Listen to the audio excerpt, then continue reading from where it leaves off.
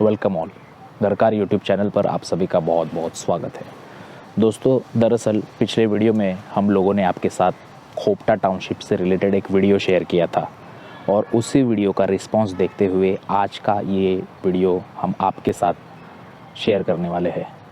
उम्मीद करते हैं कि आज के इस इम्पोर्टेंट वीडियो से आपको कुछ महत्वपूर्ण जानकारी मिले और इससे आपकी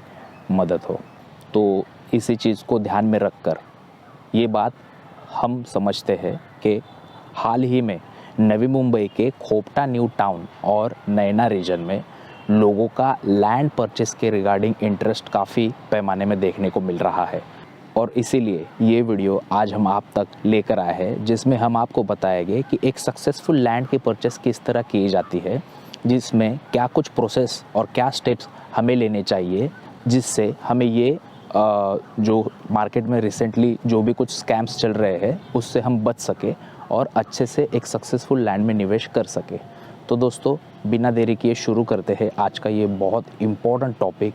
जिससे आपको ये पता चलेगा कि एक अच्छी तरह से लैंड इन्वेस्टमेंट के लिए क्या कुछ स्टेप्स हमें लेने चाहिए।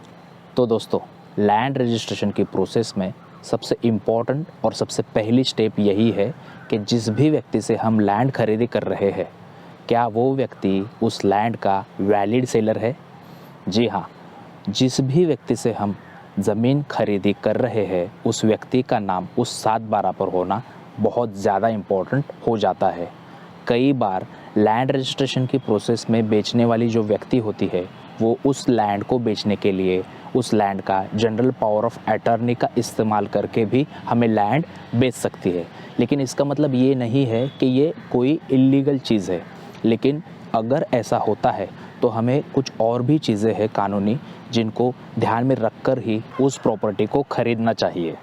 अगर कोई एग्रीकल्चरल लैंड आप महाराष्ट्र में खरीदी कर रहे हो तो उस लैंड को खरीदी करने से पहले उस लैंड का एग्जैक्टली बेयर मिनिमम कितना एरिया आप खरीदी कर सकते हो, इसीलिए गवर्नमेंट के कुछ रूल्स होते हैं और उन रूल्स के हिसाब से आपको उसका मिनिमम एरिया, अगर समझो फॉर एग्ज़ाम्पल 20 गुंठा तक समझो आप कोई लैंड परचेस कर रहे हो, तो जाहिर सी बात है कि अगर ये लैंड एक बंदा अकेले के कैपेसिटी में खरीदी नहीं कर रहा, तो बिल्कुल उसके साथ में जो भी व्यक्ति कैपेबल परचेस उस लैंड के परचेस की प्रोसेस में आते हैं,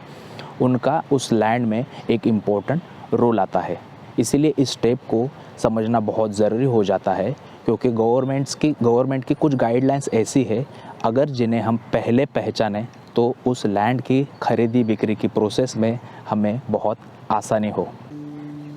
अब बात करते हैं लैंड कॉस्ट के बारे में।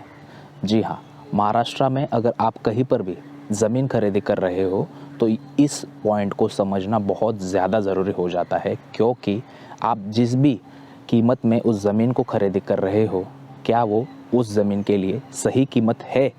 ये जानना भले ही अपने आप में एक सिरदर्द हो जाता है, लेकिन ये पॉइंट भी उतना ही इम्पोर्टेंट है। तो इसीलिए इस पॉइंट को ध्यान में रखकर ही किसी भी लैंड की सेल और परचेस के प्रोसेस में हमें आगे बढ़ना ज़रूरी हो जाता है। अब बात करते हैं सर्च रिपोर्ट के बारे में। जी हाँ, अगर आप ज़मीन खरीदी कर रहे हो और आप बिना सर्च रिपोर्ट निकाले कोई भी ज़मीन खरीदी कर रहे हो, तो अगर एक्सपर्ट्स की राय माने तो आप ज़मीन खरीदी और बिक्री का कोई भी व्यवहार ना ही करें, तो वही सबसे बेहतरीन चीज़ आपके लिए हो सकती है। अगर आप ग्रुप में कोई भी लैंड खरीदी कर रहे हो तो उस ग्रुप में आपके नाम पर उस लैंड का एग्जैक्टली कितना हिस्सा आने वाला है, ये उस लैंड के 7/12 एक्सट्रैक्ट पे रिफ्लेक्ट होना बहुत ज़्यादा ज़रूरी हो जाता है, क्योंकि इसी से पता चलता है कि ओवरऑल उस 7/12 एक्सट्रैक्ट में आपके नाम का कितना हिस्सा उस लैंड में मौजूद है। तो इसी चीज़ को ध्यान में रखकर ये पॉइंट हम आपके साथ शेयर कर रहे हैं, जिसका नाम है वाटनी पत्र। जी हाँ, लैंड रजिस्ट्रेशन के दिन वाटनी पत्र का उस रजिस्ट्रेशन के डॉक्यूमेंट्स में इन्वॉल्व होना उतना ही ज़रूरी हो जाता है। अगर आप महाराष्ट्र में लैंड इन्वेस्टमेंट करना चाहते हो तो इस चैनल पर आने वाला कंटेंट आपके लिए बहुत ही इंटरेस्टिंग हो सकता है। इसीलिए हम आपको सलाह देंगे कि बेल आइकन आप इस चैनल पर ज़रूर दबाएं, जिससे कि आने वाले वीडियो आप तक डेफिनेटली पहुंचेंगे और आपको इन्वेस्टमेंट करने के लिए बढ़िया मदद करेंगे। लैंड के सेल एग्रीमेंट से हमें और भी कुछ बारीक चीज़ें समझ में आती है, जैसे कि अगर उस लैंड में से कोई रास्ता जा रहा है, उस रास्ते के हक, उस लैंड में जो भी वाटर, जो भी पानी अवेलेबल है, उसके भी हक हमें लैंड के एग्रीमेंट से पता चलते हैं। और भी कई सारी बारीकी हमें उससे पता चलती है, जैसे कि उसमें कोई बड़े पेड़ अगर मौजूद हो तो वो भी पता चलता है। अगर उस लैंड में किसी भी प्रकार का कुआं, वाटर सोर्स है, तो वो किसके हक में है। ऐसा नहीं है कि अगर 7/12 एक्सट्रैक्ट में कोई भी कुआं अगर है तो वो सभी के लिए उसमें मौजूद हो सकता है किसी एक, जैसे कि अगर किसी ग्रुप में किसी एक मेंबर ने उसने अपने ही हिस्से में वो कुआं बनाया है, तो कई पैमाने में ये भी पॉसिबिलिटी हो जाती है कि वो पानी और उसका हक सिर्फ उस तक सीमित है। और ऐसी सारी बारीक डिटेल्स आपको लैंड के सेल एग्रीमेंट में मिलती है। एक प्रो टिप हम आपको इस पॉइंट के ऊपर बताना चाहेंगे, ये टिप यही है कि अगर आप जिस भी व्यक्ति से प्रॉपर्टी लैंड खरीदी कर रहे हो,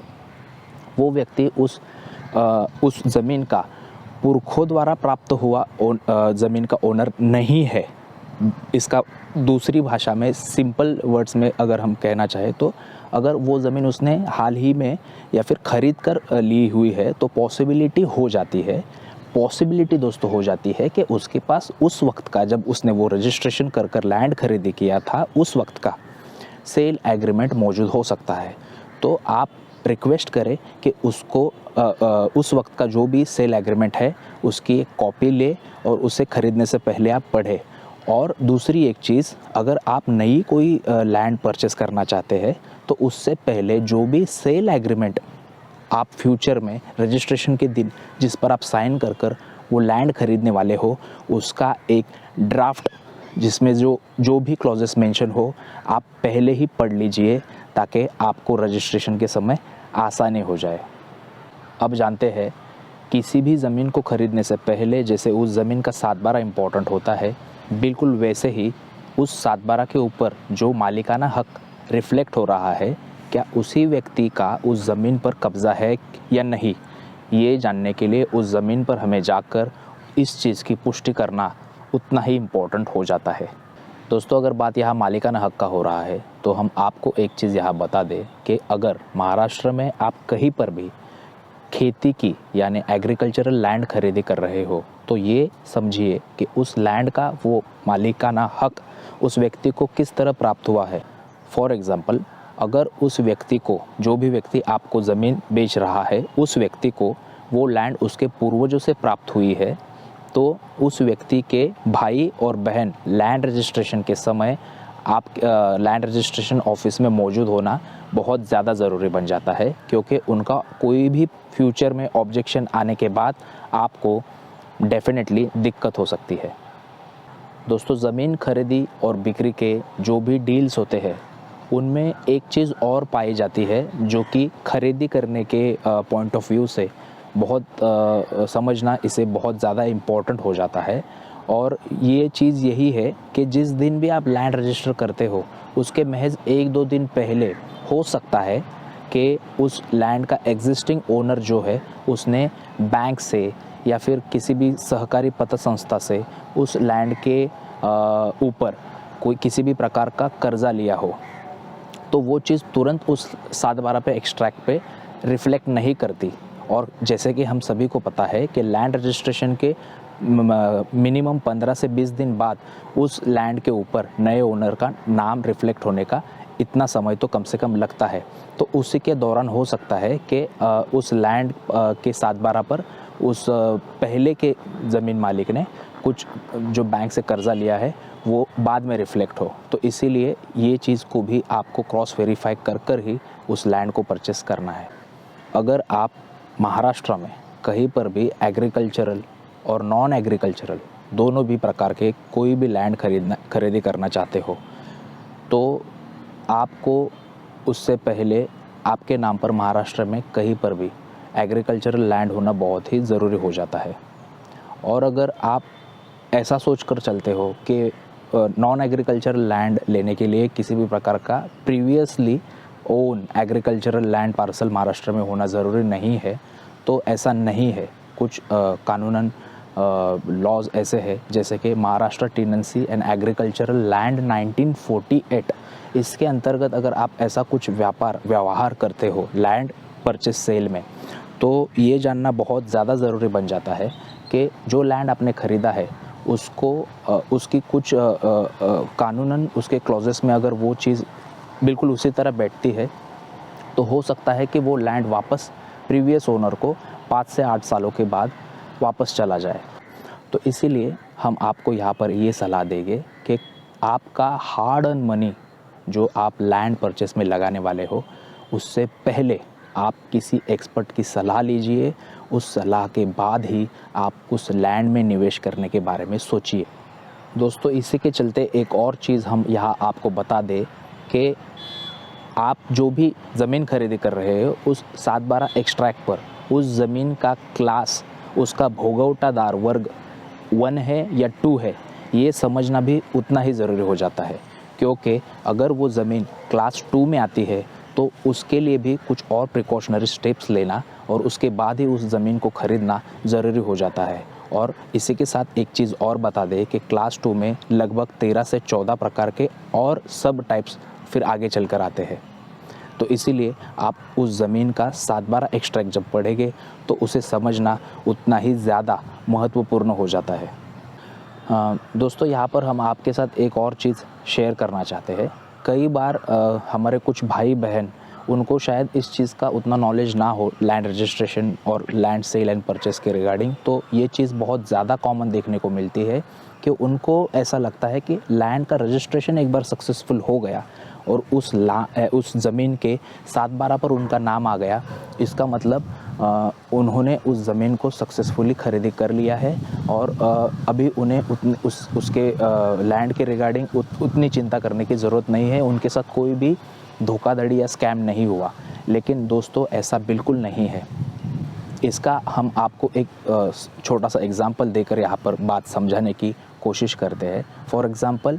बहुत सारी चीज़ें ऐसी भी है जिनको आपको काउंट में लेना ज़रूरी बन जाता है कि वो ज़मीन अगर कोस्टल रेगुलेशन जोन के अंदर या फिर किसी नॉन डेवलपमेंट जोन के अंदर या फिर एनवायरमेंटली प्रोटेक्शन एक्ट के तहत उस पर कुछ निर्बंध है या फिर इंडियन फॉरेस्ट एक्ट का उसके ऊपर कुछ इम्पैक्ट होने वाला है या नहीं, ऐसी बहुत सारी चीज़ें और भी मायने रखती है। इसी के साथ एक और चीज़ हमें यहाँ पर ये भी देखना उतना ही ज़रूरी हो जाता है कि किसानों को, जो भी उस लैंड का ओनर है, उसको लैंड एक्विजिशन एक्ट 1894 और लैंड एक्विजिशन एक्ट 2013 के अंडर नोटिस जाती है, जिसके तहत वो जो भी लैंड आपको शायद दिखाया जा रहा है, उस लैंड का गवर्नमेंट पब्लिक इंटरेस्ट प्रोजेक्ट के अंदर कुछ डेवलप करने वाला है। ऐसी सारी चीज़ें फ्यूचर में उस लैंड के साथ होने वाली है, ये भी पॉसिबिलिटीज़ होती है। तो ये चीज़ें आपको लैंड रजिस्ट्रेशन के दिन ऑफिस में कोई और डिपार्टमेंट नहीं बताएगा। ये चीज़ आपको खुद से ही, आपको या तो एक्सपर्ट से सलाह लेकर या तो आपको खुद को उस चीज़ के बारे में जानकर ही उसमें निवेश करना है। और इसी चीज़ को ध्यान में रखकर लैंड रजिस्ट्रेशन के दिन आपको एक और चीज़ का खास करके ध्यान रखना है, और वो यही है कि आप जो भी लैंड रजिस्ट्रेशन के समय विटनेस लेकर जा रहे हो, वो आपके पहचान वाले हो, आपको जानते हो या आपकी तरफ से हो, ऐसे ही विटनेस आप अपने साथ रखें। अगर आप इस चीज़ का पहले से ही ध्यान रखते हो तो डेफिनेटली आपको ये चीज़ आगे चलकर बहुत ज़्यादा मुनासिब हो सकती है। ज़मीन को ख़रीदना और बेचना भले ही एक सिंपल सी चीज़ हमें यहाँ लग सकती है, लेकिन इसके अंदर मौजूद कानून और नियमों का अगर हम विचार करें तो ये प्रोसेस बहुत ही ज़्यादा वास्ट और क्रिटिकल हो जाती है। इसीलिए अगर आप लैंड खरीदने की सोच रहे हो, अपना हार्ड अर्न मनी इन्वेस्ट करने की सही तरीके से सोच रहे हो, तो डेफिनेटली एक्सपर्ट की राय लेकर ही इस चीज़ को अच्छे तरीके से कर सकते हैं। मिलते हैं अगले वीडियो में, तब तक के लिए थैंक यू।